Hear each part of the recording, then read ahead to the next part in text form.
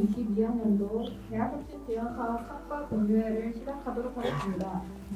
오늘 성과 공유회는 홍동욱 대학혁신 지원사업 단장님의 인사 말씀과 대학의 성과관리 방안에 대한 특강, 그리고 식사를 하시면서 학생 참여를 통한 교육혁신 사례 동영상 시청하는 것으로 진행하도록 하겠습니다. 그럼 손동욱 대학혁신 지원사업 단장님의 인사 말씀이 있겠습니다. 네, 안녕하세요. 다시 한번 인사드리겠습니다. 연세대학교 대학혁신지원사업단장을 맡고 있는 건축공학과 손동욱 교수입니다. 2022학년도 연세대학교 대학혁신지원사업 성과공유회에 참석해 주신 여러분께 감사드립니다. 오늘은 그동안 우리 연세대학교가 대학혁신지원사업을 통해 추구해온 교육혁신의 성과를 공유하고 향후 발전 방향을 함께 논의하고자 마련된 자리입니다. 우리 연세대학교는 미래형 창의인재 양성을 위한 교육혁신을 선도하기 위해 꾸준히 노력해 왔습니다. 특히 지난 19년도부터 시작된 1주기 대학혁신 지원 사업을 통해 실감 미디어 체험 교육과 디지털 리터러시 교육, 지역사회 문제 해결 교육과 사회혁신 역량 강화 교육 체계를 강화하는 등 학부 교육 혁신에 있어서 괄목할 만한 성과를 거둔 바 있습니다. 우리 연세대학교는 작년부터 새로 시작된 2주기 대학혁신 지원 사업의 방향성을 새로운 시대의 도전과 변화를 주도하는 연세로 설정했습니다. 교육혁신 분야에서는 공동체 정신을 지닌 혁신적 리더 양성을 위한 플랫폼 대학으로의 도약을 목표로 삼아 오픈형 지식 공유 플랫폼 러너스 고도화를 핵심 전략으로 추진하고 있습니다. 이와 더불어 교육 국제화 기반 강화를 위한 탈경계 융복합 시대 맞춤형 인재 양성과 융복합 교육 활성화를 통한 미래 인재 양성, 그리고 학생의 주체적 성장을 지원하는 진로 지원 체계 고도화를 교육혁신 전략으로 추진하고 있습니다. 교육혁신 외에도 스마트 기술을 기반으로 한 혁신적 인프라 구축과 대학의 공공성 및 투명성 강화, 대학 간 공유, 협력을 통해 동반 성장하는 고등교육 혁신 생태계 조성을 위한 노력도 함께하고 있습니다. 2022년 지난 한 해 동안 연세대학교는 많은 어려움에도 불구하고 당초 계획했던 대학혁신 지원 사업의 목표를 성실히 달성했습니다. 다양한 분야에서 대학혁신 지원 사업 성과를 달성을 위해 아낌없이 노력을 해주신 여러분들께 이 자리를 빌어 다시 한번 감사 인사드립니다. 오늘 성과 공유회를 통해 우리가 거둔 성과를 공유함과 동시에 더 나은 방향으로 한 걸음 더 나아가기 위해 많은 격려와 조언을 부탁드립니다. 그리고 앞으로도 우리 연세대학교 대학혁신 지원 사업의 도전과 선도의 여정에 함께 해주시기를 부탁드립니다. 모두 새해 복 많이 받으시고 올 한 해도 번승하시기를 기원합니다. 감사합니다.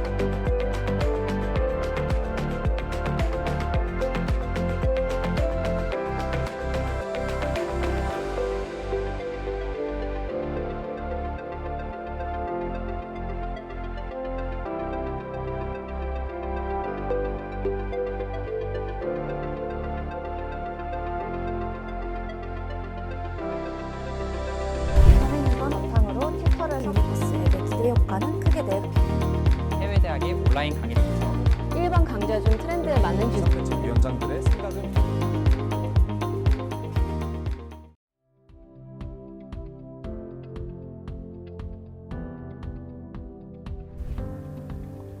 안녕하세요. 이번 학기 온라인 튜터링에 참여한 통계학 입문 튜터 임세희입니다. 온라인 튜터링은 교무처 교수학습혁신센터에서 진행하는 프로그램입니다. 연세대학교 학생이 튜터로서 온라인 강의를 설계하고 제작하고 촬영하며 만들어진 콘텐츠는 러너스 공개 과정에 올라가게 됩니다. 재학생들의 학습 역량 강화를 목표로 특히 해당 과목을 혼자 공부하기 어려워하는 학생들에게 도움을 주고자 제작되었습니다. 이번 온라인 튜터링에서는 총 4과목의 강의가 완성되었습니다. 제가 맡은 통계학 입문을 비롯하여 3명의 튜터가 일반 물리학 및 실험, 일반 생물학 및 실험, 회계원리 1을 제작하였습니다. 온라인 튜터링은 2007년에 처음 시행되어 2022년까지 러너스의 연캠에 총 17개의 강의가 만들어졌습니다. 그해 1학기 기존 온라인 튜터링에서 업그레이드된 연세 프리미엄 인강 1기를 시작하였고 총 4명의 튜터를 선발하였습니다. 이후 한 학기 동안 4명의 튜터가 온라인 튜터링 콘텐츠를 개발하였습니다. 기존 온라인 튜터링이 교내 재학생을 대상으로 진행되었다면 이번 연세 프리미엄 인강에서는 재학생뿐만 아니라 일반인도 수강할 수 있도록 제작되었습니다. 수강 대상이 확대된 만큼 전문화된 내용을 담기 위해서 해당 과목 교수님께 검토를 부탁드렸고 콘텐츠 저작권 검토를 위해서 특허법인의 법률 자문을 구했습니다. 튜터링 진행 절차는 다음과 같습니다. 교수학습혁신센터에서 온라인 튜터링 튜터를 모집합니다. 지원자들의 지원서, 학습계획서, 그리고 샘플 영상을 바탕으로 튜터를 선발합니다. 이렇게 선발된 튜터들은 오리엔테이션 이후 본격적으로 콘텐츠를 준비합니다. 먼저 강의를 수강하고자 하는 학생들이 참고할 학습계획서를 작성합니다. 이렇게 작성한 학습계획서를 바탕으로 강의안을 준비합니다. 저 같은 경우에는 통계학 입문을 수강할 당시 사용했던 교재와 여러 학술 자료를 참고해서 만들었습니다. 이후 자문 교수님께 강의안 검토 요청을 드리고 검토 사항을 바탕으로 강의안을 수정합니다. 강의안이 완성되었으면 이제 동영상 콘텐츠를 촬영합니다. 연세대학교 e스튜디오에서 촬영하였으며 촬영부터 편집까지 교수학습혁신센터 영상팀이 도와주셨습니다. 촬영한 콘텐츠를 다시 한번 자문 교수님께 검토 요청을 드린 뒤 저작권 검토를 받고 최종 수정을 거쳐 강의가 완성됩니다. 여기서 튜터의 역할은 크게 3가지입니다. 콘텐츠를 어떤 내용으로 구성할지 학습계획서를 작성하는 것, 그 학습계획서를 바탕으로 최소 13강 이상의 강의안을 제작하는 것, 그리고 마지막으로 학술정보관 영상 스튜디오에서 동영상 콘텐츠를 촬영하는 것입니다. 온라인 튜터링은 이 강의를 수강하는 튜티뿐만 아니라 강의를 제작하는 튜터에게도 학습 효과가 큽니다. 한 학기 동안 정성을 들여서 콘텐츠를 준비하다 보니 자연스럽게 해당 과목 복습을 하게 됩니다. 그리고 무엇보다 지식 전달 능력과 프레젠테이션 스킬이 늡니다. 이 강의를 수강하는 튜티 또한 도움받는 것이 많습니다. 튜터들은 학과 커리큘럼에 있는 교과목과 차별점을 두기 위해서 심화 내용을 추가했습니다. 혼자 공부할 때보다 풍부한 학습 자원을 제공받을 수 있어서 학습 부담을 훨씬 덜 수 있습니다. 이로써 튜터와 튜티 사이에 학문적 유대감이 형성됩니다. 이제 제 활동 경험에 대해 말씀드리겠습니다. 저는 응용통계학과 학생으로 대학원 진학을 희망하고 있습니다. 이런 저에게 온라인 튜터링은 티칭 경험을 쌓을 수 있는 좋은 기회였습니다. 저는 제가 보유하고 있는 지식을 필요한 이들에게 전달하며 도움을 주는 것이 굉장히 가치 있는 일이라고 생각합니다. 따라서 고등학교 때부터 봉사활동을 다녔으며 대학교 때에는 독수리 튜터링에 참여하며 지식 나눔을 실천하고 있습니다. 온라인 튜터링은 온라인으로 제작된다는 점에서 시공간의 제약 없이 훨씬 많은 학생들에게 도움을 줄 수 있기 때문에 기쁜 마음으로 지원했던 기억이 납니다. 2020년부터 코로나19가 확산되면서 연세대학교의 모든 강의가 전면 비대면으로 전환되었습니다. 이때 수업을 들은 저는 비대면 강의가 생각보다 많은 장점이 있다는 것을 알게 되었습니다. 어려운 수학 과목 같은 경우는 강의를 여러 번 돌려보면서 복습이 가능해졌고 개인 사정으로 인해 수업을 수강하지 못했을 때 언제 어디서나 지난 수업을 들을 수 있었습니다. 2022년에 다시 대면 수업이 시작되었습니다. 이 강의가 러너스에 올라오게 되면 통계학 입문을 수강하는 학생들은 대면 수업과 비대면 수업의 장점을 모두 누릴 수 있습니다. 이렇게 튜티와 튜터 모두에게 도움이 되는 온라인 튜터링은 교내 학습 공동체를 활성화시킬 수 있다는 큰 장점이 있습니다. 강의를 촬영하면서 생각보다 어려운 점이 많았습니다.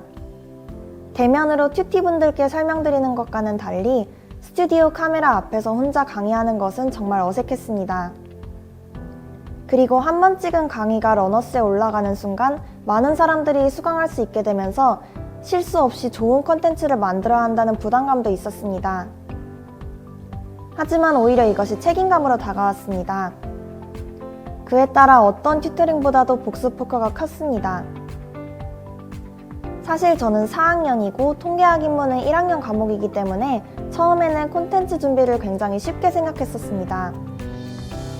하지만 이번 튜터링을 준비하면서 생각보다 대충 공부하고 넘어갔던 부분이 많았다는 것을 깨달았고 다시 한번 공부하면서 잘못 알고 있는 개념을 보충할 수 있었습니다. 예를 들어 통계학에서 확률 변수 x를 대문자로 표기하는지 소문자로 표기하는지에 따라 의미가 달라집니다. 1학년 때 해당 과목을 공부할 때에는 시험을 잘 보는 것에만 집중했기 때문에 이런 사소한 부분은 넘어갔었습니다. 하지만 정확한 내용 전달을 위해 자문 교수님께 이런 세세한 부분까지 검토를 요청드리면서 저 역시 다시 한번 꼼꼼하게 공부할 수 있었습니다. 그리고 튜티분들께 어떻게 하면 더 도움을 드릴 수 있을까 고민하다가 저는 이 강의에 심화 내용을 추가하기로 하였습니다. 제가 1학년 때 수강한 통계학 입문은 개념 위주의 강의였습니다. 이후 전공 심화 수업을 들으면서 통계학 입문을 배울 때 R 프로그래밍을 통해 배운 이론을 실습 삼아 확인하였으면 이해도가 더 높았을 텐데 하는 아쉬움이 있었습니다. 따라서 저는 제가 제작한 통계학 입문 강의에 R 프로그래밍 내용을 추가하였습니다. 대면 수업 때에는 시간에 쫓겨 배우지 못한 내용을 이 온라인 강의에서는 배울 수 있도록 한 것입니다. 이로써 통계학 입문 수업과 이 온라인 강의를 함께 들으면 통계학의 기초를 훨씬 쉽게 이해할 것이라고 기대하고 있습니다. 제가 이것을 제작함으로써 통계학 입문을 수강하거나 예습하고자 하는 학생분들께 도움을 드릴 수 있어 기쁩니다. 한 학기 동안 학업과 병행하며 온라인 강의를 제작하는 것이 생각보다 힘들었지만 나중에 스튜디오 선생님께서 편집해주신 동영상을 보니 정말 뿌듯했습니다. 제가 제작한 통계학 입문 강의뿐만 아니라 다른 튜터분들이 준비한 강의도 많은 관심 가져주시면 감사드리겠습니다. 나아가 온라인 튜터링이 활성화되어 더 많은 강의가 만들어지고 많은 학생들의 학습 부담이 줄었으면 좋겠습니다. 지금까지 온라인 튜터링 통계학 입문 튜터 임세희였습니다.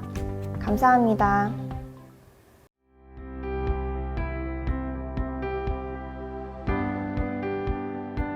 안녕하세요. 유니퍼스 팀 김혜주입니다.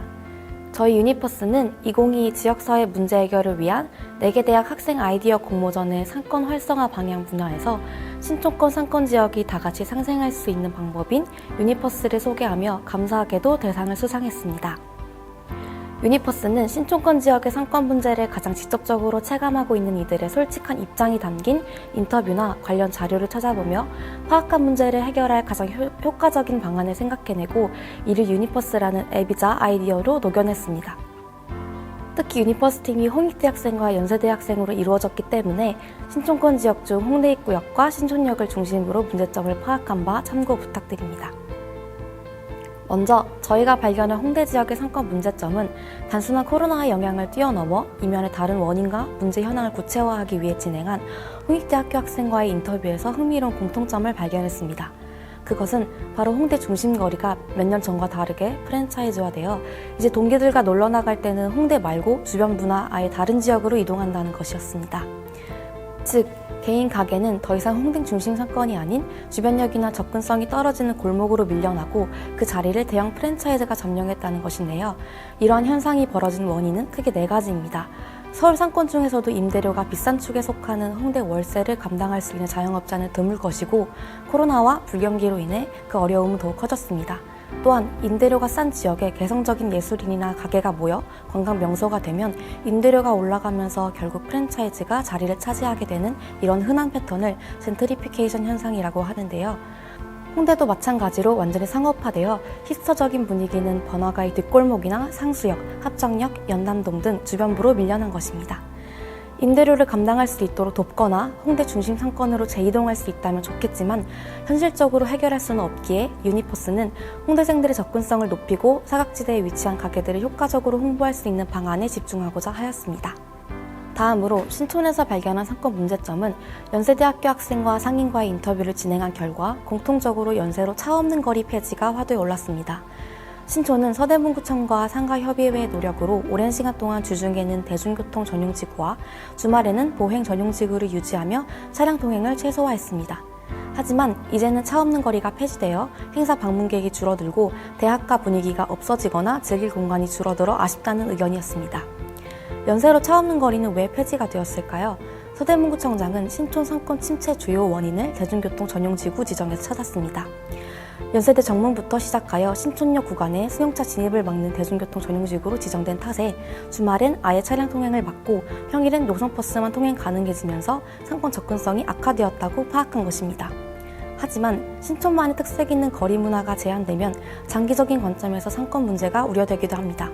왜 신촌이 차 없는 거리가 되었는지 그 역사를 보자면 현재까지 계속 활발한 상권을 유지하는 지역은 먹고 마시고 노는 1차원적 욕구 충족을 넘어 독특한 문화가 형성된 곳입니다. 신촌은 차 없는 거리와 더불어 신촌이 취약했던 문화 요소인 상시 공연과 문화 행사를 활발히 열었고 결론적으로 홍대로 빠져나가던 젊은 층의 발길을 돌리고 찾아오는 이들도 늘렸습니다. 그러나 이제는 신촌 또한 주점으로 가득 찬 여느 지역과 비슷해지고 행사를 즐기러 온 사람들이 근처 가게로 유입되는 축제 특수를 놓칠 가능성이 생긴 것입니다. 저희는 차 없는 거리 폐지는 이미 실행되었기 때문에 차 없는 거리를 재도입하기보다는 교통 편리의 이점은 가져가면서 동시에 축제 특수 이점과 대학 문화를 잃어버리지 않도록 유지하는 방안에 집중하였습니다. 자, 앞서 본 홍대와 신촌의 지역 문제와 원인을 토대로 파악한 해결 방안을 다시 한번 정리한 것들입니다. 이를 목표로 삼고 유니버스가 등장했습니다. 저희는 신촌 지역권은 4개 대학이 모여있다는 특징에 집중하여 대학가 지역의 혜택이라고 볼 수 있는 대학 제휴를 떠올렸습니다. 대학 제휴는 상인에게는 광고를, 학생에게는 혜택을 주는 상생을 도모하는데요. 하지만 제휴 자체에는 호의적이나 학교 제휴 관련 정보를 어디서 얻는지 몰라 한 번도 혜택을 받아본 적이 없다는 학생들의 안타까운 의견이 많았습니다. 보통은 과 단체 카카오톡 공지방에 총학생회 차원에서 공지글로 내려오지만 대부분 학생은 잘 보지 않는다고 합니다. 진작부터 이러한 점을 빠르게 파악하여 대비한 학교가 존재하는데요. 바로 건국대학교입니다. 건국대학교 총학생회는 몇 년 전부터 별도의 제휴 정보만을 모아둔 인스타그램 계정을 운영 중입니다.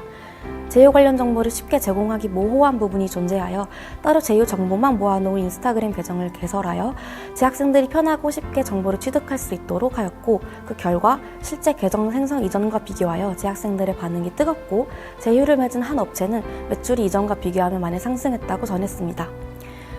바로 이러한 사례에서 아이디어를 얻은 저희 유니버스를 소개하고자 합니다. 연합이라는 뜻의 유니온과 대학 캠퍼스를 뜻하는 캠퍼스를 합친 유니버스는 신촌 4개 대학을 하나로 묶어 학생증 인증만 거치면 같은 제휴 할인을 제공하는 어플입니다. 한 학교에 한정된 제휴가 아니므로 본인 대학가 앞뿐만이 아닌 타 대학 맛집도 가보는 등 대학가 교류와 신촌권 상권에 도움이 될 것입니다. 유니버스 로고는 신촌 지역의 상생과 대학 연합을 꿈꾸는 물결 모양이 특징입니다. 유니버스는 앱 내 편리하고 깔끔하게 제휴 업체 정보를 제공하여 편리하게 한 학교에 한정된 제휴가 아니므로 타 대학 맛집 등 대학가 교류와 지역이 상생하도록 다 함께 제휴 이외의 다양한 콘텐츠를 제공하여 자유로운 소통과 연합을 재미있게 라는 가치관이 있습니다. 유니버스의 유저 페르소나는 주머니 사정이 넉넉지 않거나 대학 제휴 정보를 어디서 얻어야 될지 모르는 대학생과 프랜차이즈에 가려지고 접근성이 떨어지는 곳에 위치한 소상공인입니다. 이제 유니버스의 서비스 기능을 실제 UI에 구현될 카테고리별로 설명드리겠습니다. 먼저 유니버스가 만들어진 이유라고 볼 수 있는 제휴 카테고리입니다. 진행 단계별, 식장 종류별, 지역별로 필터를 걸쳐 편리하게 서치 가능합니다. 두 번째, 이벤트 카테고리입니다. 크게 지역 행사 참여 이벤트와 일일오프 이벤트로 나뉩니다. 지역 행사 참여 이벤트는 주최 측과 제휴를 맺고 꼭 대학생이 아니더라도 신촌에서 열린 행사나 이벤트에 참여 인증을 하면 다양한 업체와 제휴 할인이 성립되는 이벤트입니다. 현재 마포구청장은 다양한 홍대 볼거리 문화를 되살리고 신촌도 대규모 행사나 공식적인 축제는 예외로 차량을 통제하고 개최되고 있기 때문에 많은 유입이 가능할 것으로 예상됩니다. 다음으로 특히 홍익대학교는 타 신촌권 대학에 비해 일일오프가 일반화되지 않았기에 홍익대만의 예술적인 분위기를 살린 특색 있는 일일오프를 진행하여 대학 문화를 조성하고자 합니다. 골목이나 홍대 주변부 곳곳에 많은 재즈바나 디너바에서 동아리 버스킹이나 일일오프를 열고 제휴를 맺는 서비스를 제공합니다. 다음은 공모전 카테고리입니다. 신촌권 4개 대학 소속 학생들이 유니버스 앱 내에서 소상공인 가게 홍보와 대학 문화를 유지하는 것에 도움이 되는 다양한 연합 공모전을 진행하는 것입니다. 팀원을 구할 수 있는 커뮤니티도 앱 내 별도 서비스로 제공될 예정입니다.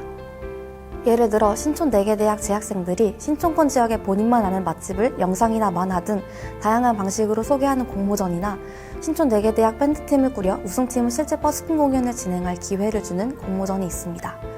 광고가 아닌 실제 재학생들이 인정하는 맛집을 홍보하는 효과를 거둘 수 있고 동시에 재능 있는 학생들을 발굴하여 지원하는 기회가 됩니다. 특히 신촌의 차 없는 거리 폐지로 인해 공식적인 행사가 아닌 이상 버스킹존을 이용할 수 없기 때문에 이러한 공모전을 통해 대학 문화를 지켜줄 수 있습니다. 마지막으로 커뮤니티 카테고리입니다. 재학생 인증을 거친 학교 맛집 소개, 이런 제휴와 이런 공모전에서 원한다는 건의함, 제휴 업체의 컨택 문의 등이 포함됩니다. 앱 내 수익은 이벤트 행사 홍보 수수료나 재학생 일정 비율 이상 동의할 시 집행되는 광고 수수료 등으로 예상됩니다. 유니버스 아이디어를 다 살펴보았는데요. 문제점과 도출한 해결 방안을 목표로 삼고 유니버스 앱에 적용한 알고리즘을 한눈에 볼 수 있도록 정리했습니다. 또한 공모전 2차 발표 당시 심사위원분들께서 피드백해주신 내용을 바탕으로 조금 더 구체화된 부분도 소개해드리겠습니다. 제휴를 맺기 위하여 상인을 효과적으로 획득할 방법은 유니버스는 4개 대학 재학 인증을 마친 재학생들에 한해 가입이 가능하기 때문에 제휴의 효과를 극대화하기 위하여 앱 내 투표 서비스를 통해 학생들이 원하는 업체를 반영하고자 합니다. 단순하게 말로 하는 제휴 요청보다 실제 재학생들이 이 업체를 이만큼 원하고 있어요 라는 니즈가 담긴 수치화된 데이터와 더불어 이후 제휴 예상 효과에 대하여 근거 있는 설득으로 문의드릴 예정입니다. 맛집 소개 앱은 시중에도 많은데 유니버스만의 차별점은 인스타그램이나 블로그 등 많은 플랫폼에서 지역 맛집을 쉽게 찾을 수 있지만 상위에 뜨는 가게는 대부분 광고라 순수 리뷰를 찾으려면 많은 시간이 듭니다.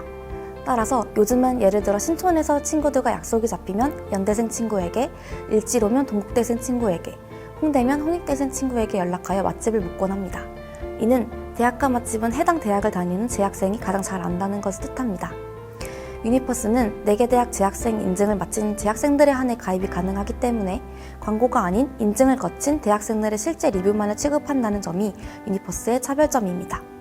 음식점 말고 다른 분야 제휴는 물론 실제 구현한 UI 제휴 카테고리에 음식점 이외에 뷰티나 병원 등 다양한 업체 종류가 존재하지만 기본적으로 유니버스가 만들어진 이유인 프랜차이즈에 가려진 소상공인을 돕고자 하는 목표에 맞춰 지역 소상공인 가게에 집중하고자 합니다.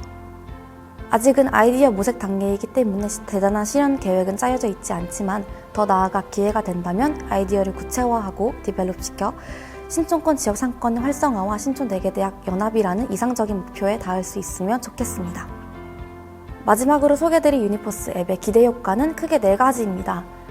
단순한 제휴를 넘어 동시에 4개 대학이 가까이 모여있다는 신촌의 지역적인 장점을 활용하여 홍대 입구역과 이대역의 신촌역 등 일대 신촌권의 묶음 제휴를 통해 지역 상생을 기대할 수 있습니다. 다음으로 코로나 학번에게는 지역 사각지대에 위치하여 잘 모를 수 있는 학교와 맛집을 소개해줄 수 있는 선배의 역할을 할 수 있습니다. 또한 공모전과 이벤트 등을 통해 신촌과 홍대의 유서 깊은 문화예술 성지라는 대명사를 보존하고 지역사회 문제 고민을 해결할 수 있습니다. 마지막으로 행사 주최 측과 지역 업체가 제휴를 맺을 수 있는 중간다리 역할을 자처하여 상인들에게 지역 문화가 살아나면 장기적으로 이동 인구의 유입을 늘릴 수 있음을 알려주고 기존 상인과 문화를 즐기고픈 시민 간의 갈등을 협력으로 해소할 수 있습니다. 이번 공모전을 준비하며 학교 측에서도 그저 학교 내부에 관련된 일을 넘어 지역사회 전체를 위하는 고민이 있음을 몸소 느꼈고 학생들이 주체로서 해결할 능력을 끌어낼 기회가 되어줄 1월 공모전을 개최함에 감사했습니다. 다시 한번 좋은 상을 주셔서 감사드리며 지금까지 유니버스 팀 김혜주였습니다. 들어주셔서 감사합니다.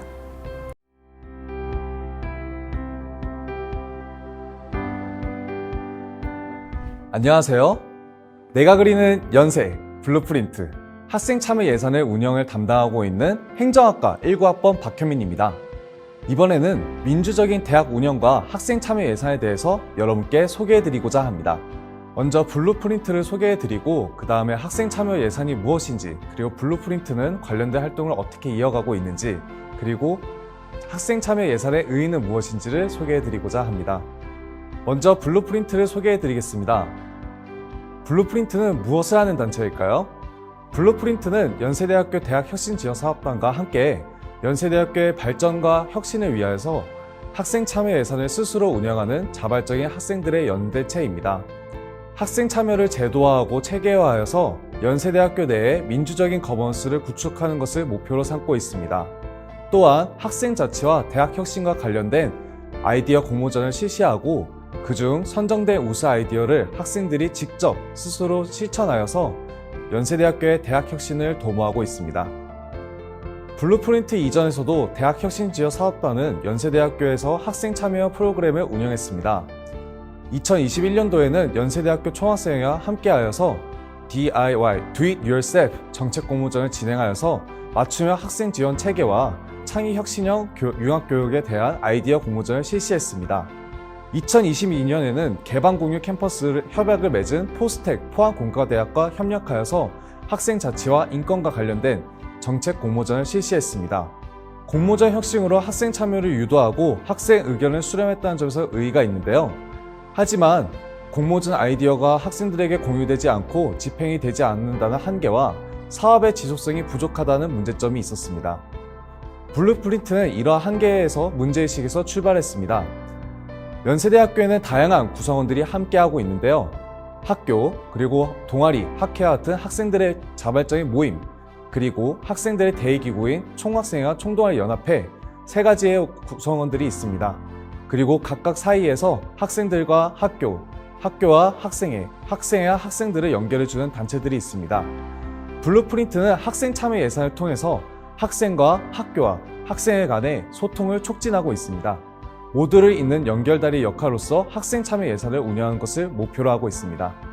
블루프린트의 구성은 다음과 같습니다. 먼저 블루프린트의 운영 및 프로젝트 집행 총괄을 지원하고 있는 오퍼레이션 팀과 그리고 블루프린트의 홍보, 그리고 이제 활동 기록과 디자인을 맡고 있는 브랜디 팀으로 구성되어 있습니다. 그리고 블루프린트의 활동을 지원을 하고 공모전을 심사하기 위해서 학생과 교직원들 사이에서 4명의 간사를 선발하여서 블루프린트를 구성하고 있습니다. 다음으로 학생 참여 예산을 소개해 드리겠습니다. 학생 참여 예산은 학교 예산의 편성, 집행, 평가의 과정에 학생이 직접 참여하는 제도입니다. 정책 수요자인 학생이 직접 사업을 발굴한다는 점에서 직접 민주주의와 참여 민주주의를 실현하는 장점이 있습니다. 2022년 기준으로는 5천만 원의 예산의 규모가 편성되었으며 기획 제안형 학생 참여제를 실시하고 있습니다. 이를 통해서 대학 운영의 투명성과 재정 건전성을 제고하고 학생 만족도가 높은 정책을 실현할 수 있다는 장점이 있습니다. 공모전을 실시하여 학생 제안자의 비교과 활동을 지원하고 학생 자치 대표자와 교직원 모두가 모여 평가하고 상호 피드백의 과정을 거칩니다. 블루프린트는 학생 참여 예산을 운영하여서 연세를 바꾸는 연세인의 청사진을 직접 발굴하는 역할을 하고 있습니다. 2022년도 학생 참여 예산 개요는 아이디어 공모전을 진행한 후 학생 의견을 수렴한 후 예산 집행을 하는 것을 개요로 하고 있습니다. 총학생회와 총동아리 연합회와 기존의 학생자치단체와 협력을 하여서 사업을 진행하고 있습니다. 예산의 규모는 약 5천만 원 정도가 편성되었으며 재원은 대학혁신지원사업단 학생참여 예산과 사업관리 운영 예산으로 편성되어 있습니다. 집행 방식은 이전에 선행했듯이 아이디어 공모전을 실시하고 우수 아이디어를 집행하고 블루프린트를 운영하는 데 예산이 사용되고 있습니다. 2022년도 학생 참여 예산은 연세대학교 대학혁신지원사업단에서 주관해서 집행하고 있는데요. 블루프린트를 활동을 지원하면서 관련해서 블루프린트에서는 활동 장학금이 지급되고 대학혁신지원사업단장의 명의로 활동 인증서가 발급되고 있습니다. 학생 참여 예산은 올해 7월부터 실시되고 있는데요.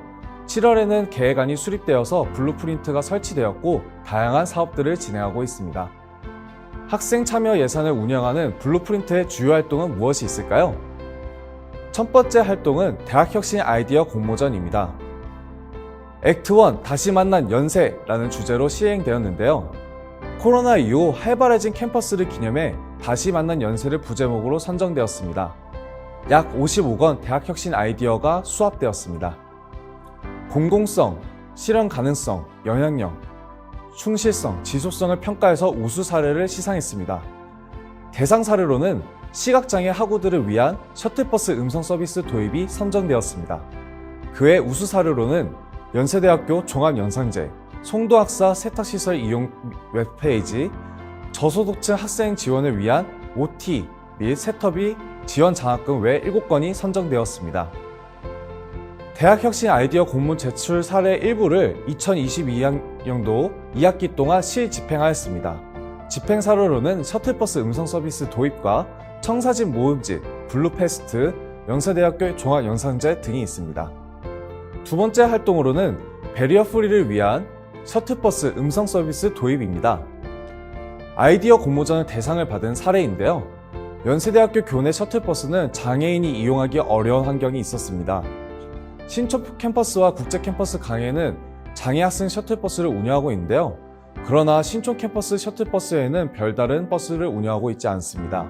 그리고 음성 서비스가 도입되고 있지 않아서 지금 여기 무슨 역인지, 내가 어디서 내릴 수 있는지를 파악하기가 어려웠던 점에서 시각장애 학우뿐만 아니라 모든 학생들이 불편함을 일부 겪었습니다. 이에 신촌 캠퍼스 셔틀버스 음성 서비스 도입을 추진하였습니다. 현재 음성 서비스 설치 업체와 계약을 마친 상태이고요. 음성 서비스 도입 이후 장애 학생 대상으로 만족도 조사를 시행할 계획입니다. 이를 통해서 장애 학생뿐만 아니라 비장애 학생들의 편의성도 증대할 것이라고 기대하고 있습니다. 다음 세 번째 활동으로는 청사진 모음집입니다. 청사진 모음집은 학교생활, 학생사회와 관련된 다양한 의견을 공유할 수 있는 학생자치 매거진입니다. 플랫폼 브런치를 통해서 게시되면서 학생들 대상으로 기고를 매달 받고 있습니다. 청사진 모음집에는 4가지 카테고리가 있는데요. 첫 번째는 학생사회 랩, 두 번째는 선배보고서, 세 번째는 와글와글 연세, 네 번째는 연세 아뜰리에입니다. 각각 카테고리에서는 학생사회 이슈를 수합하고 선배들의 경험을 모으고 그리고 연세를 향한 자신의 생각을 정리할 수 있는 공간과 그리고 자신의 꿈과 끼를 펼칠 수 있는 공간을 제공하고 있습니다. 청사진 모음집은 11월에 창건호를 발간하였는데요. 학생사회 랩에서는 코로나19 상황과 학생사회와 관련된 전직, 연고대 비상대책위원장들의 생각을 모았습니다. 연세 아뜰리에에서는 블루페스트를 통해서 사생대회와 100일장을 실시했을 때 우수 사례들을 선정하여서 작품들을 게시했습니다. 선배 보고서에는 교환 학생들을 경험한 선배들의 이야기를 담았습니다. 그리고 와글와글 연세에서는 블루프린트를 처음 시작하는 친구들의 이야기를 창간 기념해서 담았습니다. 네 번째 활동으로는 블루페스트를 진행했습니다. 11월 28일, 29일 양일간 국제 캠퍼스와 신촌 캠퍼스에서 진행했는데요. 캠퍼스에만 경험할 수 있는 낭만들을 애교심을 키우는 동시에 학생과 학생, 학생과 학교에 간의 소통을 증진하여서 블루프린트의 홍보를 도모하는 이벤트였습니다. 28일에는 100일장 사생대회가 국제 캠퍼스에서 진행되었습니다. 국제 캠퍼스 전역에서 새내기 학생들이 참여를 주 목표로 진행을 하였고요. 송도 한 페이지가 될 수 있게 라는 주제로 약 50명의 학우들이 캠퍼스에서 글을 작성하고 그림을 그렸습니다. 11월 29일에는 블루페스트 보물찾기를 신촌 캠퍼스에서 진행했습니다. 캠퍼스 전역에 각각 스탬프 투어를 할 수 있는 공간을 마련하여서 학생들이 다양한 건물을 탐방하여 캠퍼스에 대한 이해도를 높일 수 있는 시간을 가졌습니다. 블루페스트를 진행하면서 블루프린트 부스를 설치하였고 관련해서 총장님께 쓰는 편지 등을 운영하고 호빵 등을 나눠주면서 블루프린트를 홍보하는 시간을 가졌습니다. 다섯 번째로 진행한 것은 연세대학교 종합영상제입니다. 연세대학 연상인들을 위한 정기 영상제를 진행하는 것으로 기획하였는데요. 학내 영상단체와 연상인들의 활발한 네트워킹을 촉진하고 교내 우수한 영상 관련 인프라를 구축해 정기적인 행사를 추진하는 것을 목표로 하고 있었습니다. 그리고 대학혁신 지역 사업과 학생 참여 예산에 대한 인지도를 제고할 수 있는 행사로 진행되었습니다. 연세대학교 내 연상 관련 동아리 및 개인 팀 참여를 받았고요. 자유주제로 15분 내외의 영상을 받았습니다. 총 약 30명 넘는 팀이 참여를 하였습니다. 영상제는 우수한 영상들을 선정하여서 진행하였고요. 연세대학교 학술정보원에서 미디어 감상실에서 진행했습니다. 본선 진출 단체들을 초대하였고 시사회 형식으로 본선 진출 작품을 감상하고 질의응답하는 시간을 가졌습니다. 해당 시간에는 이철학 감독님이 직접 참여하여서 심사를 하였고요. 상호평가를 통해서 대상을 선정하였습니다. 그 외에도 다양한 이벤트를 진행하여서 작품 감상을 하고 영화, 영상과 관련된 퀴즈 이벤트를 진행하고 각자 어떠한 영상인으로서의 아이디어가 있고 고충이 있는지 서로 이야기할 수 있는 네트워킹 행사도 진행했습니다. 학생 참여 예산의 의의는 무엇일까요? 먼저 학생 참여 예산 의의를 보기 위해서 블루프린트가 2026년 동안 활동을 어떻게 해야 하는지에 대한 평가를 받아왔습니다. 2022년 학생 참여 예산 운영에 대한 만족도 조사를 이제 학생 대상으로도 전체적으로 활동 평가를 계획하고 있는데요. 그 외에도 자체 평가와 인터뷰 등을 통해서 1차적인 활동 평가와 피드백 조사를 완료하였습니다. 블루프린트 활동 학생 같은 경우에는 학생 참여 예산의 운영들을 직접 자신들이 할 수 있는 기회를 얻었다는 점에서 만족도를 표현하였고, 그 외에도 이제 한 학기 동안 활동하였지만 2023년에는 좀 더 중장기적인 계획을 수립하여서 학생 참여 예산이 더 활성화되면 좋겠다고 의견을 밝혔습니다. 그 외에도 이제 여러 가지 학생자치단체에서도 의견을 물어봤는데요. 그중 A 단과대학 학생회장은 블루페스트와 학생사회 활성화에 대해서 여러 가지 긍정적인 평가를 내렸습니다. 민주적인 거버넌스를 구축한다는 점에서 긍정적으로 평가하였고, 학생 참여 예산을 통해서 학교와 학생 간의 소통이 더 활성화되고 더 학생들의 눈높이에 맞는 정책들이 실현되기를 희망한다고 밝혔습니다. 아이디어 공모전 참가자 같은 경우에는 자신들의 생각들을 직접 공모전 형식을 통해서 학교에 아이디어를 제출할 수 있다는 점에서 긍정적으로 평가했고요. 그리고 이러한 지출된 아이디어들이 직접 실현되는 것을 보면서 만족한다는 의견을 밝혔습니다. 시각장애 학부학들 같은 경우에는 이번에 베리어 프리를 위한 셔틀버스 음성 서비스가 도입되면서 학교 시설에 대한 편의도가 올라갈 것에 대해서 기대를 하고 있고요. 그리고 좀 더 장애 학생 인권들이 학생 참여 예산을 통해서 더 실현되고 있기를 기대하고 있습니다.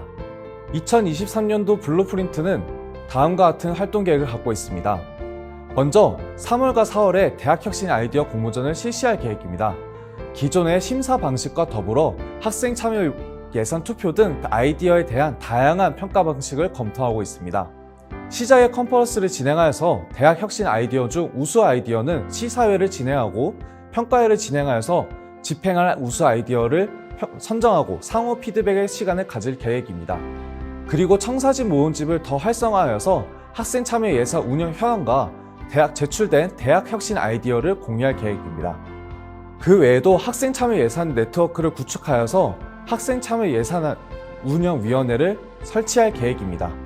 총학생회 등 다양한 학생자치단체가 참여를 하여서 정책 제안자 간, 정책 제안자 학교 본부를 연결을 활성화할 생각입니다. 이러한 네트워크를 통해서 연세대학교의 운영 혁신을 더욱 도모할 것으로 보입니다. 그리고 예산 집행률과 사업의 양적 질적으로 제고하고자 합니다. 아이디어 공모전을 심사를 하고 이제 관련된 아이디어를 상시적으로 수합하여서 많은 학생들이 학생 참여 예산에 참여할 수 있고 더욱 많은 예산들이 집행될 수 있도록 목표로 하고 있습니다. 이러한 것들을 통해서 학생 참여 예산에 대한 의의와 기대를 그리고 필요성을 살펴볼 수 있습니다.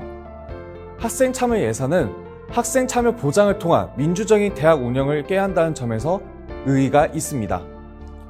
내가 그리는 연세 블루프린트, 학생 의견이 반영되는 정책 수립을 통한 예산의 효율적 운영이 가능하다는 장점이 있습니다. 그리고 직접 민주주의, 참여 민주주의를 바탕으로 한 대학 운영 거버넌스를 구축할 수 있습니다. 이를 통해서 대학 운영의 투명성을 제고하고 학생 자치 활동을 원활하게 보장할 수 있습니다. 그리고 학생들이 직접 주도하여서 학생 참여 예산을 운영하고 있다는 점에서도 의의가 있습니다. 도전과 선도, 창의와 혁신, 공존과 헌신, 이것은 연세대학교의 인재상인데요. 학생 참여 예산을 편성, 기획, 집행하는 기회를 학생들에게 직접 제공함으로써 이러한 인재상에 대한 역량을 강화할 수 있습니다.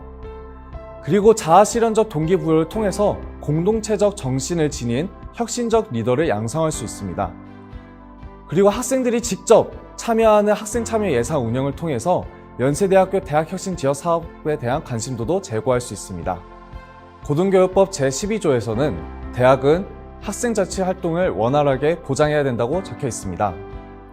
학생 참여는 대학 운영의 구성원의 일원을 정책 수립 과정에서 참여시킨다는 점에서 혁신을 위해서 꼭 필요한 부분입니다. 내가 그리는 연세 블루프린트, 학생 참여와 그것을 직접 운영하는 블루프린트의 친구들의 이야기에 많은 관심 부탁드리면서 이상 발표를 마치도록 하겠습니다. 감사합니다.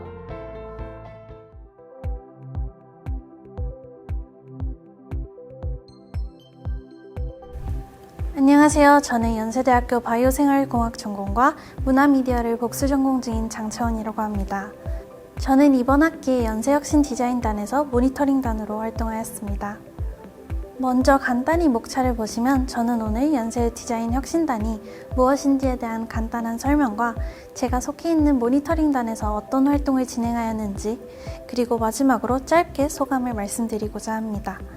먼저 연세혁신 디자인단은 재학생들의 의견을 수렴하고 혁신 지원 사업 홍보를 하고 있습니다. 이 이외에도 대학 혁신 지원 사업은 6개의 혁신 영역에서 약 25개의 실무 부서들로 구성되어 있는데요. 이는 옆에서 보이시는 것처럼 고등교육혁신원, 심리상담센터, 국제처 등등 다양합니다. 즉, 교육부 주관 지원 사업으로 대학의 중장기적인 목표를 달성하기 위하여 만들어졌습니다. 공동체 정신을 지닌 혁신적인 리더를 발굴하기 위한 목적으로 만들어진 연세혁신 디자인단은 3가지의 핵심 가치를 베이스로 합니다. 1. 도전과 선도, 2. 창의와 혁신, 그리고 3. 공존과 헌신으로 나뉩니다. 교육 혁신과 사회적 가치 실현 등 여러 세부적인 하위 목표들을 이루기 위하여 여러 대학 혁신 지원 사업을 학교 내에서 진행하기도 합니다. 연세혁신 디자인단은 모니터링단, 리서치단, 그리고 홍보단으로 나누어지는데, 모니터링단은 제가 속해 있는 부서로 대학 혁신 지원 사업 프로그램을 직접적으로 체험 또는 참여하는 학생들을 의미합니다. 리서치단은 대학 학사 제도와 대학 혁신 지원 사업 프로그램에 대한 학생, 졸업생 또는 교원분들의 의견 수렴 후 교육 혁신 목적의 아이디어 제시하는 부서이고, 마지막으로 홍보단은 대학의 학사 제도와 대학 혁신 지원 사업 성과 공유를 위한 컨텐츠 제작, SNS의 홍보물 제작 등을 주로 합니다. 모니터링단만 구체적으로 본다면 앞서 말씀드린 대로 대학 혁신 사업 프로그램을 직접적으로 체험하고 참여하여 가장 좋았던 점과 개선이 필요한 점을 분석하여 피드백을 제시합니다. 또한 이 이외에도 해당 프로그램의 학생 발전 및 대학의 자율적 혁신 추진의 기여 여부를 스스로 판단할 수 있게 됩니다. 모니터링을 진행하는 프로그램은 정규교과와 비교과로 나누어지는데, 정규교과는 수업을 의미하여 수강 신청을 통해 진행되게 됩니다. 그리하여 결과적으로 총 2번의 피드백 보고서와 최종 결과 보고서를 제출하게 됩니다. 제가 수강한 정규과정은 바로 창업 108입니다. 위의 사진에서 보이시다시피 연대 내에는 여러 창업 수업이 있습니다. 창업에 관심 있는 학생을 위한 수업들이 제공되는데요. 창업 단계 및 대상에 따라 수업이 달라지게 됩니다. 제가 수강한 창업 108은 4개의 주요 창업 분야, 즉 AI and Big Data, Life and Beauty, Fintech and Blockchain, 그 마지막으로 Emerging Industry, 이 4가지 분야에 관련된 전문가 및 CEO 분들이 초청되어 매주 특강 형태로 수업을 진행하였습니다. 저는 개인적으로 창업에 관심이 정말 많은 편이라 수업이 굉장히 유익하다고 느껴졌습니다. 실제로 수업을 수강하지 못하였더라면 얻지 못하였을 인사이트를 각 분야에서 성공의 길을 걷고 계시는 CEO 분들을 통해 들을 수 있었으며 많은 정보를 얻을 수 있었습니다. 창업에 관심이 적은 사람도 편하게 여러 분야를 탐구할 수 있다는 점이 가장 좋았습니다. 저는 11월에 진행된 현직자 동문 멘토링에 참여하였는데요. 선배와의 만남 강연으로 오은영 박사님과 강경화 전 외교부 장관님의 강연을 들을 수 있었습니다. 당신은 꿈을 꾸고 있습니까? 라는 주제로 인간관계에서부터 지금 현재 이 자리에 오르기까지 얼마나 많은 우여곡절이 있으셨는지 들을 수 있었습니다. 평소에 TV로만 뵙던 분이 저희의 선배님이시고 이렇게 후배들을 위하여 강연을 해주신다는 게 너무 좋았습니다. 연세대학교 동문이라는 것이 얼마나 소중한 것인지 알게 되는 뜻깊은 기회였습니다. 그 뿐만 아니라 그 이후 진행되었던 직종별 커리어 엑스포어는 자신의 관심 분야를 찾을 수 있는 진로 탐색 프로그램으로 시작하여 창업부터 패션 및 코스메틱까지 각 기업에 종사하고 계시는 선배님들과 멘토링을 진행할 수 있었습니다. 저는 그 당시에 패션 및 코스메틱 분야로 갔었는데 실제 제가 정말 사랑하는 브랜드인 클리오의 CEO님부터 로레알, 페레가모 등 제가 꿈꿔왔던 기업들에 종사하고 계시는 분들과 대화를 나누며 조언을 듣기도 하고 실제 경험에 대한 이야기도 자세하게 들을 수 있었습니다. 커리어 엑스포는 저의 꿈을 찾고 불확실한 미래로 고민하고 있는 많은 학생에게 힘이 되어주는 소중한 경험이었고 대학 혁신 사업에 가장 적합한 프로그램이 아니었을까라는 생각이 듭니다. 그리하여 마지막으로 연세혁신 디자인단은 성과 보고 및 홍보를 하는 홍보단, 프로그램 참여 및 피드백을 하는 모니터링단, 마지막으로 학생들과 교원분들의 의견을 수렴하고 아이디어를 제시하는 리서치단으로 구성되어 있으며 이렇게 얻은 피드백과 아이디어를 반영하여 실제로 우리 대학 내의 교과 과정과 비교과 과정으로 적용이 되게 됩니다. 이를 바탕으로 학생들이 필요로 하는 프로그램이 더 생기기도 하고 아쉬웠던 점은 보완이 되기도 합니다.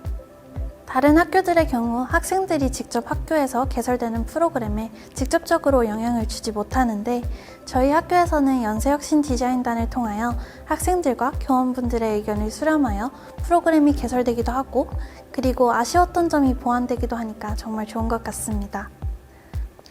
앞으로도 학교에서 학생들의 의견을 수렴하는 채널을 더욱더 확대해 주셨으면 좋겠습니다. 감사합니다.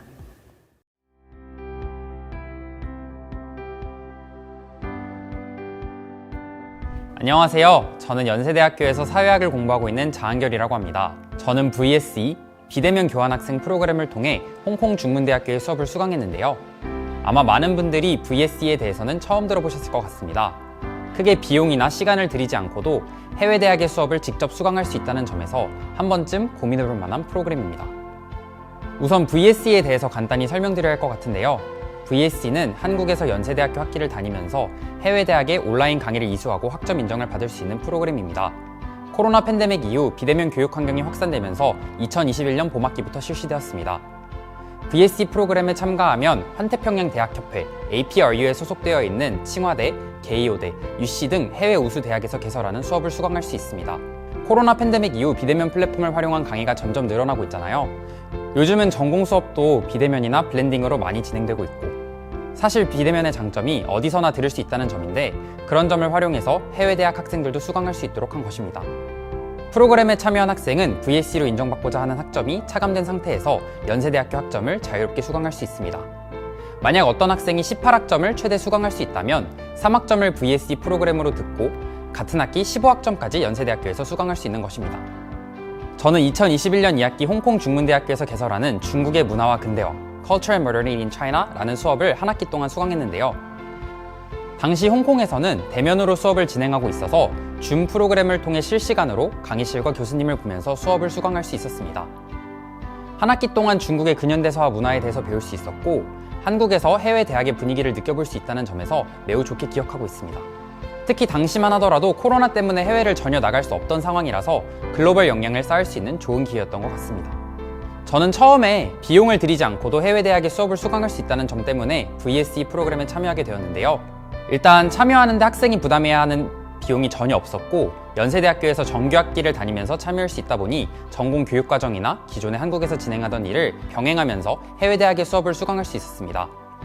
또 저는 2022년 1학기에 미국 노트르담 대학교로 교환학생을 다녀왔는데 직접 해외에 가서 수업을 듣기 전 VSP를 통해서 해외 대학 분위기를 미리 느껴볼 수 있다는 점이 매력적으로 느껴졌습니다.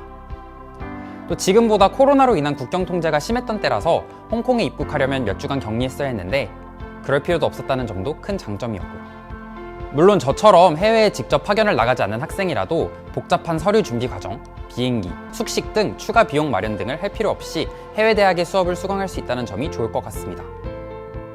또 태국, 인도네시아, 대만 등 현지의 언어를 잘 몰라서 한 학기를 교환학생으로 파견하기가 부담스러운 학생들에게도 추천할 만한데요. 저는 사실 대학에 입학하고 나서 막연히 태국에서 학교 생활을 하고 싶다는 생각을 했는데 또 막상 한 학기 교환학생을 다녀오려고 알아보니 영어로 제공되는 수업의 폭이 조금 제한적이고 또 태국어를 전혀 할 줄 몰랐어서 포기하게 되었습니다. 그래서 결국 영어권 국가로 교환을 다녀왔는데 VSE 프로그램은 그런 점을 고려할 필요가 없으니까요. 만약에 다시 VSE에 참여할 수 있는 기회가 생긴다면 한번 새로운 국가에도 도전해보고 싶습니다. 저는 VSE를 통해 크게 두 가지를 얻었는데요. 외국 친구들을 사귀는 것과 보다 넓어진 시야입니다. 제가 수강한 수업은 조별 과제와 조별 토론이 조금 있었고 수업 참여도가 성적에 반영되다 보니 학생들의 참여가 매우 활발했습니다. 이 과정에서 몇몇 친구들을 사귈 수 있었는데요. 홍콩에서 자란 학생, 중국에서 까오카오, 수능을 치고 입학한 학생, 또 해외에서 입학한 학생들 굉장히 다양한 문화와 배경을 가진 학생들을 알게 되고 함께 이야기할 수 있어서 좋았습니다. 몇몇 친구들과는 SNS를 교환해서 아직도 소식을 전달받고 있습니다. 또 보다 넓은 시야에서 배울 수 있어서 좋았습니다.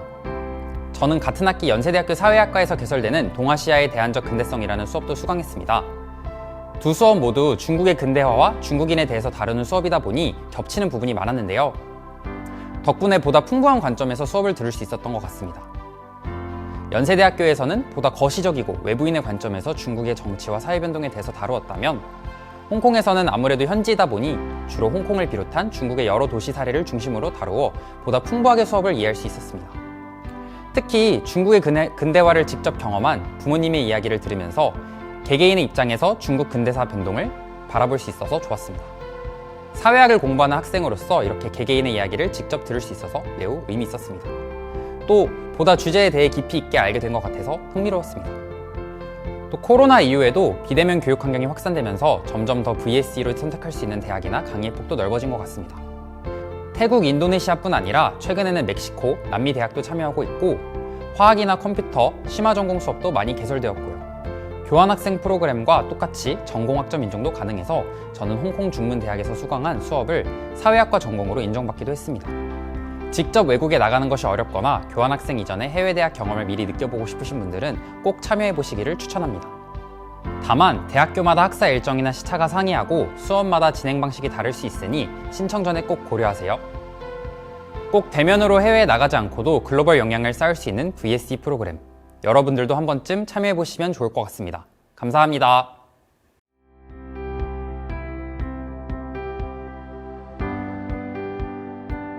안녕하세요. 2022학년도 대학혁신지원사업 성과공유에서 온라인 교육 플랫폼 러너스에 관한 발표를 맡은 러너스 서포터즈 비바다 팀입니다. 발표는 러너스 소개, 서포터즈 활동과 성과 소개, 러너스 발전 방향 순으로 진행하겠습니다. 러너스는 연세대학교의 온라인 교육 플랫폼으로 재학생뿐만 아니라 일반 대중들에게도 신뢰할 만한 양질의 교육 콘텐츠를 제공하는 열린 교육을 지향합니다. 지난 2021년 코로나 팬데믹 상황에서 온라인 교육 요구가 증가함에 따라 연세대학교의 지적 재산을 공유하고자 한 차원에서 시작되었죠. 30분 내외의 간단한 단일 강좌부터 체계적인 시리즈 강좌까지 전문 지식과 일반 교양을 폭넓게 다루며 청소년부터 노년계층을 아우르는 평생교육과 자기개발 등 다양한 목적으로 만들어진 626개 강좌를 구비하고 있습니다. 러너스의 교육 콘텐츠는 전문과정, 공개과정, 국제과정으로 분류됩니다. 먼저 러너스 전문과정은 러너스 시그니처 시리즈, 데이터 사이언스 교육과정 등 수료증 발급이 가능한 유료과정부터 인공지능 같은 최신 기술과 경제, 문학, 건강 등 분야별 중요한 트렌드와 이슈를 다루는 무료 강좌까지 다방면으로 갖춘 영역입니다. 각 분야 전문가와 함께 음악, 미술 등 일반 취미 개발을 지도하는 연세인 인생학교 시리즈도 빼놓을 수 없죠. 현재는 총 273개 강좌가 있습니다. 공개과정은 회원가입과 로그인 없이 부담 없게 수강 가능한 강좌들을 내세웁니다. 10분 내외의 짧은 개념 강의 데일리 포커스 시리즈나 YTN 라디오와 공동 제작하는 이슈 앤 피플 시리즈 등 시사 이슈와 기초 상식을 다루는 강의들을 대표 시리즈로 꼽을 수 있습니다. 책갈피와 같이 교수님들의 인터뷰를 다루는 영상이나 연세대학교 우수강의 맛보기, 학생 제작 및 활동 영상들이 업로드되는 영역이기도 해서 연세대학교의 인상을 전달한 창구 역할을 맡는다고도 할 수 있을 것 같습니다. 현 시점에서는 310개 콘텐츠가 마련되어 있습니다. 마지막 국제과정은 조금 특수한데 연세대학교에 재학 중인 외국인 유학생들과 한국 적응기를 거치는 외국인들을 위한 한국의 경제, 사회, 문화 속의 강좌 및 한국어 교육 강좌가 있습니다. 또 한국 콘텐츠가 아니어도 데이터 사이언스와 마케팅 영어 강좌 등 다양한 방면의 글로벌 무크 강좌가 순차적으로 오픈 중입니다. 총 43개의 강좌가 있습니다. 러너스가 오픈한 지 1년 반이라는 시간이 흘렀는데 가까이 지켜본 입장에서는 강의 종류와 구성이 초기에 비해 많이 풍부해졌고 전반적인 강의의 질적 퀄리티도 크게 향상되었다고 느낍니다. 다음은 러너스 서포터즈 활동 내용에 관한 소개입니다. 저희 러너스 서포터즈는 러너스 홍보를 목적으로 강의 내용에 기반한 콘텐츠 또는 자체 콘텐츠를 제작하여 정해진 채널에 업로드하는 역할을 맡습니다. 매달 말일 성과 보고서를 제출하여 피드백하고 다음 기획에 참고하는 방식입니다. 또 러너스 개선점에 관한 학생 피드백도 담당합니다. 러너스 출범과 함께 2021년 하반기부터 시작해서 2022년 하반기 현재는 3기 활동이 진행 중입니다. 서포터즈 구성의 경우 매 기수마다 그간의 활동 내용을 바탕으로 유의미한 수치를 도출하기 위해 지속적으로 개편이 이루어졌습니다. 부문별 비중을 조절하고 메인 채널을 변경하거나 콘텐츠 가이드라인을 변경하는 방식으로요. 3기 서포터즈는 SNS 부문과 영상 부문으로 나뉩니다. SNS 팀은 러너스 사이트와 강의 콘텐츠 홍보를 목적으로 합니다. 주요 활동 채널은 네이버 블로그와 인스타그램입니다. 상대적으로 진입장벽이 높은 유료 강좌 수강 후기 콘텐츠를 제작하거나 일반 강좌 중 트렌드에 맞는 주제를 선정하여 홍보 콘텐츠를 제작하는 등 매달 3건의 작업물을 제출합니다. 영상팀의 경우 러너스 홍보와 러너스 콘텐츠 공급을 목적으로 활동하며 자체 기획 영상 콘텐츠를 섭외, 촬영, 편집까지 마친 후 러너스 공개 과정에 매달 1건 업로드합니다. 현재 SNS 쪽에는 비바다, JMGU 2팀이, 영상 쪽에는 박범준, 런댐스, 엠보싱 3팀이 활동 중입니다. SNS 팀의 콘텐츠 예시를 들면 우선 블로그에는 연세대 학과 입시나 세브란스 건강의학 팁과 같은 정보 전달성 게시글이나 피자게이트 사건과 같은 정치, 경제, 시사 이슈, 디테일한 강의 수강 후기 인터뷰 등 사이트와 강의 홍보에 적합한 콘텐츠를 게재합니다. 인스타그램에는 형식에 걸맞은 커튼 콘텐츠, 강의 교수님 인터뷰, 강의 정보 등을 담은 일반 카드뉴스 콘텐츠가 있습니다. 콘텐츠는 두 채널에 중복으로 업로드되는 경우가 잦으나 현재는 러너스 유입률과 콘텐츠 접근성, 깊이를 고려하여 인스타그램 콘텐츠 비중은 많이 축소된 상태입니다. 영상팀의 콘텐츠 예시로는 인사 담당자가 직접 알려주는 자기소개서 작성의 비결, 일러스트 작가에게 배우는 이모티콘 만들기 시리즈, 독립영화 제작의 모든 것 시리즈 등을 꼽을 수 있습니다. 이외에도 학생과 교수 인터뷰, 자체 제작 강의 영상 등 학생의 입장에서 흥미를 끌 법한 주제들을 다룬 조금 더 밝고 실용적인 콘텐츠들이 주가됩니다. 영상팀은 사실상 외부로의 홍보보다는 러너스의 콘텐츠를 더욱 풍부하게 만드는 데 일조한다고 볼 수 있겠습니다.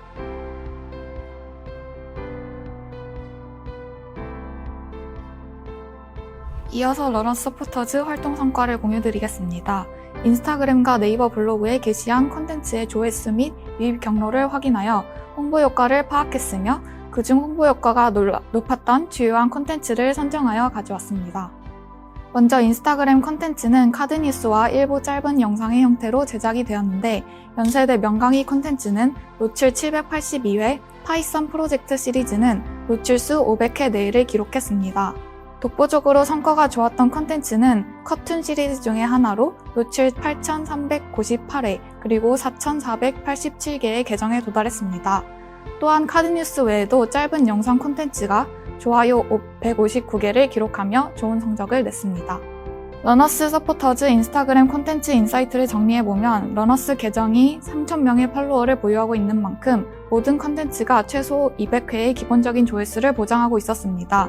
그러나 인스타그램은 카드뉴스 이미지로 업로드되기 때문에 검색이 아닌 팔로워 또는 알고리즘에 의한 콘텐츠 추천으로 노출되어 특정 타겟을 설정하여 접근하기 어려운 단점이 있었고 또 인스타그램은 프로필에서만 링크가 활성화되어 콘텐츠에서 러너스로 직접 연결되지 않는다는 문제점이 있었습니다.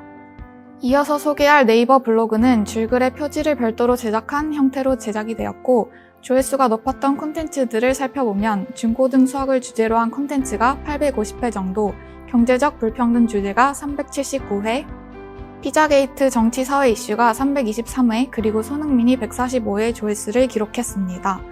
네이버 블로그의 인사이트 역시 정리해보면 조회수는 인스타그램 대비 낮은 편이나 러너스 블로그 게시물 1개를 읽는 평균 시간이 4분 이상이었고 블로그 컨텐츠 중에서 인기 있었던 주제는 중고등학생을 타겟으로 한 학업 주제 또는 사회적, 경제적 문제점을 다루는 주제들이었습니다.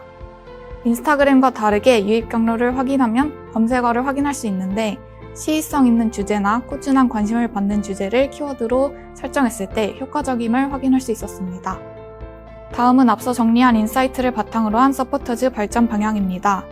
콘텐츠의 채널은 네이버 블로그에 중점을 두고 활동할 예정이며 그 이유는 인스타그램 플랫폼과 카드뉴스 특성상 가볍게 훑고 지나가는 경향이 있는 반면 네이버 블로그는 게시물 한 개에 평균 4분 이상을 소요하고 있어 깊은 내용을 전달할 수 있기 때문입니다. 또한 지식과 전문성을 바탕으로 한 시사 이슈를 마케팅 포인트로 설정하여 도입부의 흥미를 끌만한 이슈로 유입시키고 스토리텔링 방식을 활용해 방문한 사람들이 콘텐츠를 정독하고 유익한 정보를 얻어갈 수 있도록 하는 것을 목표로 제작하겠습니다. 그리고 콘텐츠의 주제는 반응이 좋았던 학업, 사회, 경제에 주력하여 검색 유익이 강한 키워드를 적극 활용하겠습니다. 다음 순서는 학생 입장에서의 확장성입니다. 러너스의 강의 발전 방향에 대한 의견을 드리면 최신 트렌드를 내세운 시사 이슈나 흥미로운 소재를 다루는 강의 주제가 많아졌으면 하고 일방적이고 일회성인 강의 수강에서 나아가 지속적인 상호작용이 원활하였으면 합니다. 이를 위해 출석 체크 기능과 같이 주기적으로 러너스를 찾도록 만드는 요소가 필요하다고 생각했습니다. 다음으로 서포터즈를 1년 넘게 활동한 소감은 러너스의 적극적인 수강자로서 다양한 분야의 강의를 살피면서 식견을 넓힐 수 있는 시간이 되었다는 점입니다. 저희의 홍보 활동으로 인해 숨겨진 질 좋은 강의들이 더 많은 사람들과 만날 수 있게 되어 보람을 느끼고 있습니다. 마지막으로 러너스의 기대 효과는 보편적인 교육을 제공함으로써 교육 혁신에 기여하고 전공 내외 역량을 강화할 수 있도록 도우며 이로 인해 연세대학교 이미지를 고취한다는 점입니다. 또한 학생들이 직접 영상 콘텐츠를 제작하며 학생 주체적인 콘텐츠 활동을 지원하는 의미도 있습니다. 이상으로 발표를 마치겠습니다. 감사합니다.